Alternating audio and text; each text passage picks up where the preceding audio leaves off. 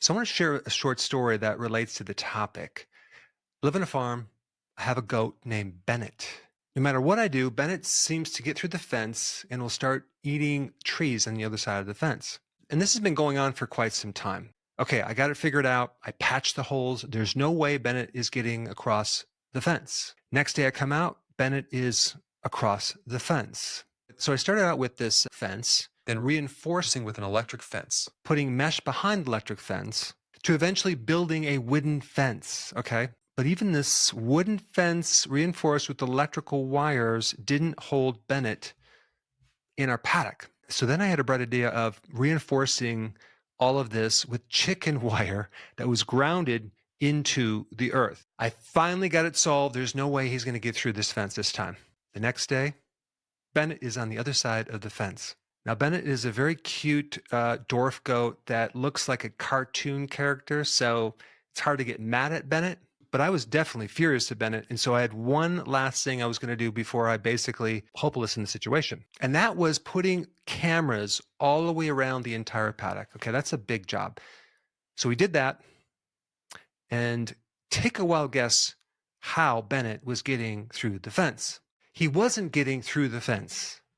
Little tiny dwarf goat Bennett was able to jump over the fence, which was shocking. And this is called missing information, okay? And this relates to the topic. And sometimes the information is not obvious, especially when you have a dwarf goat that apparently can jump extremely high. No one ever told me that.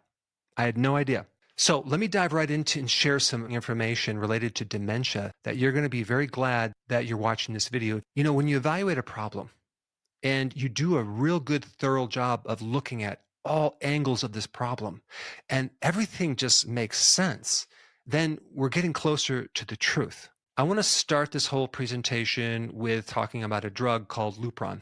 It deals with certain cancers because it suppresses certain sex hormones, okay, like testosterone, estrogen, progesterone, etc. But I looked at one study relating to Lupron that decreased significantly dementia symptoms. And the missing information about Lupron is that Lupron is a potent suppressor of this hormone called luteinizing hormone. It's a hormone made from your pituitary, and it basically signals down and tells the body to make various hormones like progesterone, like testosterone. And Lupron suppresses luteinizing hormone. As men get older, luteinizing hormone goes up. I'm talking about 1,000% higher than when you were younger. If there's some type of blockage or a lack of a hormone down in the ovaries or testicle, okay, then the pituitary is going to start to really increase this luteinizing hormone. And really what happens is as you get older, you lose the function of the testicles and the ovaries. But we're going to just kind of hyper focus on this luteinizing hormone right now because of this missing piece.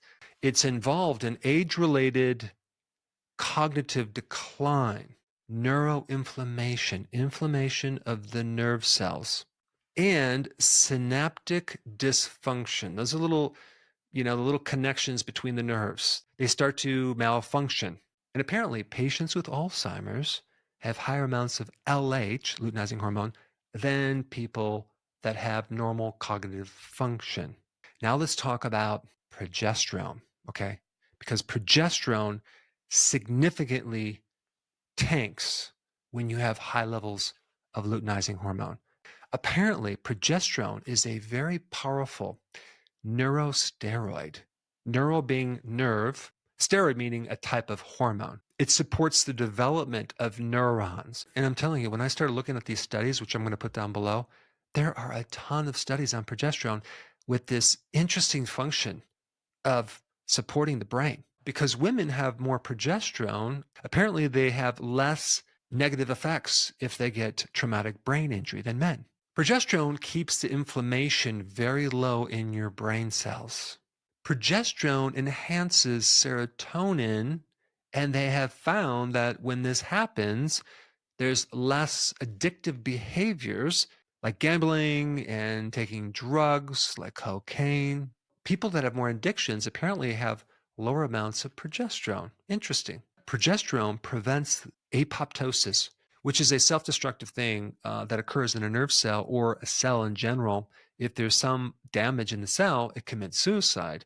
So progesterone prevents that. Progesterone even decreases blood-brain barrier leakage. I mean, even think about like after menopause, what happens to progesterone in women? It just goes way down to next to zero. In men, it might occur a little bit later, like in their 70s, for example. So now the question, is there something fairly natural that can help suppress luteinizing hormone? And the answer is yes. It's melatonin. Melatonin has the ability to suppress luteinizing hormone, indirectly increasing progesterone. Now, there's a fascinating book that I'll put the link down below. And I really like the author because in several of his books, he just evaluates the crap out of different topics. I mean, he looks at things from every different angle. He recommends that if someone has dementia, they should be taking like 75 milligrams of melatonin before bed. And for men, it should be 125 milligrams before bed. My idea about melatonin was for sleep. And also, I have videos on what melatonin does to the cells. It's a powerful antioxidant. But what was missing was this information on it lowering luteinizing hormone and indirectly increasing progesterone. There's an interesting study on mice, which I'll put down below, that had Alzheimer's symptoms or dementia, melatonin, and then they had them exercise. And it halted the symptoms of Alzheimer's. And even the author in the book has taken, for over a year, 500 milligrams of melatonin without any side effects. So when people take melatonin, they usually take like 3 milligrams right before bed. We're talking like 75 to 125. It's an extreme dosage. There's a lot of benefits of melatonin. I mean, it's definitely with cancer because melatonin is made by your mitochondria and it's a powerful antioxidant. Now, there's some additional things that a person can take to help decrease luteinizing hormone, okay, and also to help raise progesterone. And one is something called DHEA. And taking more DHEA can also decrease your cortisol levels as well. You can actually get a blood test to see where your DHEA is at if you're going to take that, but it's something you could get as a supplement. Another supplement is called pregnenolone, but before taking that, you might want to just get a blood test to see where your levels are at. And there's other ways you can get melatonin as well. But going to bed with the lights turned down can help stimulate melatonin in your pineal gland. But 95% of your melatonin can be gotten from the sun, okay? And I'm talking about a certain frequency or energy of the sun called infrared. Most of the UV radiation is in the middle of the day, but not in the early morning or the late night. That's when you get infrared without all of the ultraviolet. And it goes right into your body. It'll go through your clothes. So one time I was out in the woods and I have this device that can measure different frequencies of light from the sun, right? And I was walking through the woods and I just noticed this interesting pattern. It was almost completely dark in the woods. How is this certain pattern of light penetrating? Same thing happens when we sit in front of the fireplace or a campfire. It's going to increase and enhance our melatonin. And also, if you want to learn about the early signs of dementia, and if you haven't seen this video, I think I had like 11 million views. I'll put it up right here. Check it out.